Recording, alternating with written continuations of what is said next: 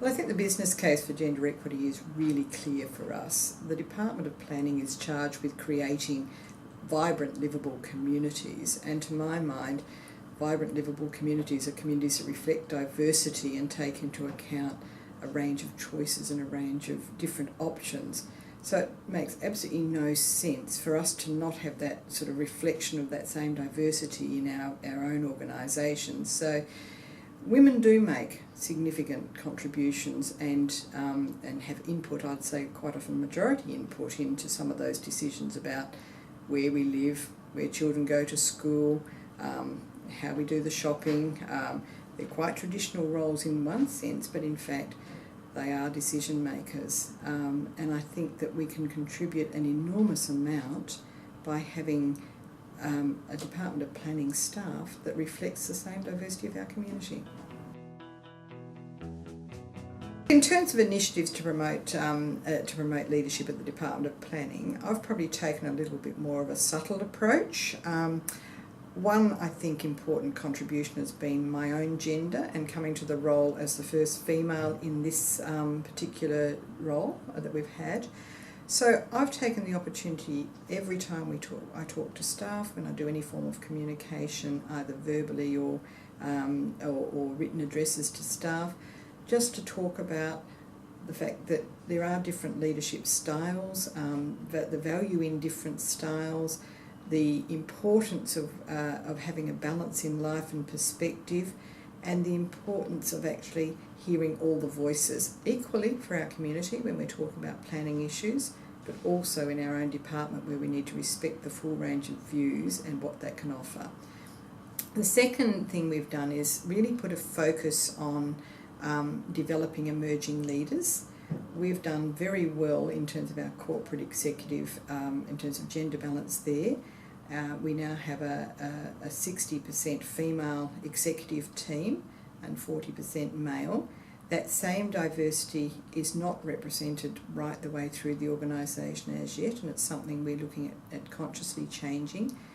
All of the senior executive team are expected to get involved in selection panels or selection of new appointments, because the biggest disparity, we do have a 50-50 split almost to the person in terms of male and female across our workforce composition, but we do have more males in the senior roles at that middle and slightly upper level management. So it's something we're looking to address. Our corporate executive now requires a report each month on who's come into the organisation, what roles they have, what promotional opportunities are available. And then the other one is actually, again, more subtle in that I've taken a very conscious approach to promoting the importance of males actually taking more of a role in parenting and out-of-work responsibilities. So, for instance, we've just had one of our senior staff take 3 months paternity leave to be the primary caregiver for his 1-year-old or almost 1-year-old child, while his wife pursues some of her work responsibilities. I've made quite a feature of that and those sorts of arrangements across the organisation, because I personally believe that until we make it okay for both males and females to be active in both work and out external work opportunities, we're not going to get that step change that we really need.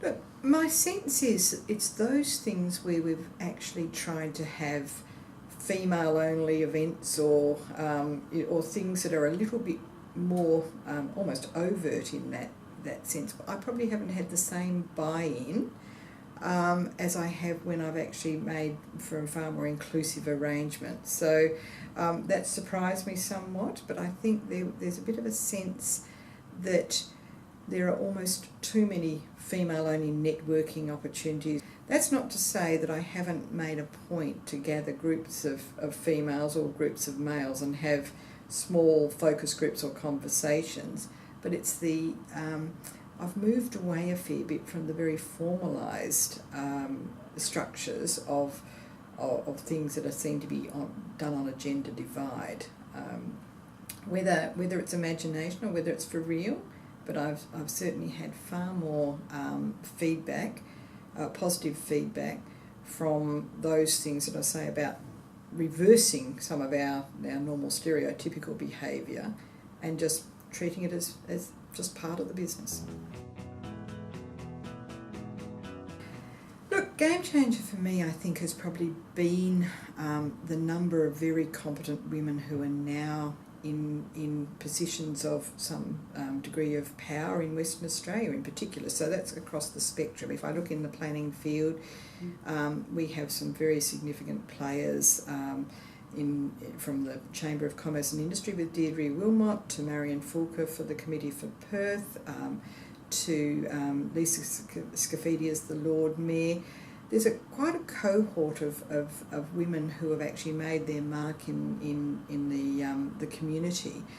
But I think it's feeling or gaining that confidence to actually be much more upfront about what you can do, rather than always assuming that someone else is going to be better at something than you. Now, I say that because in my career, I think I fought and really fought for a long time not to be defined by my gender.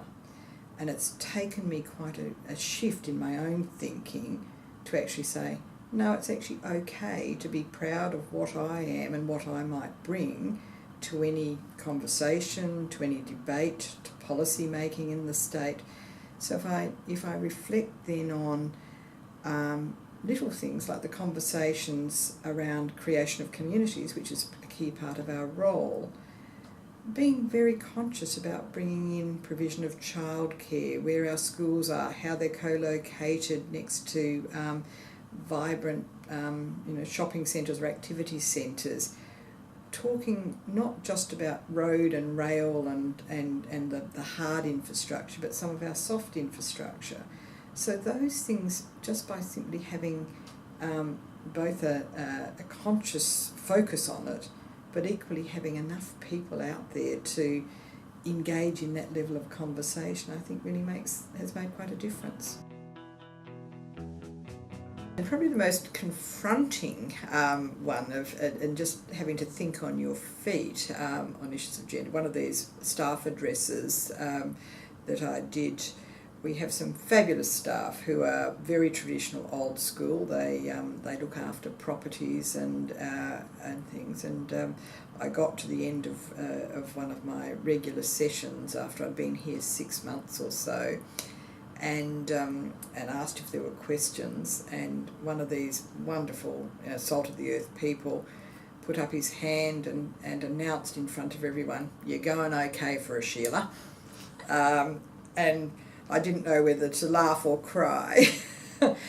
So I turned it around, and as I say, thinking on my feet, thinking, do I actually call out that behaviour, which was very genuinely meant, it was heartfelt. So I thought, no, I can't actually sort of react in horror.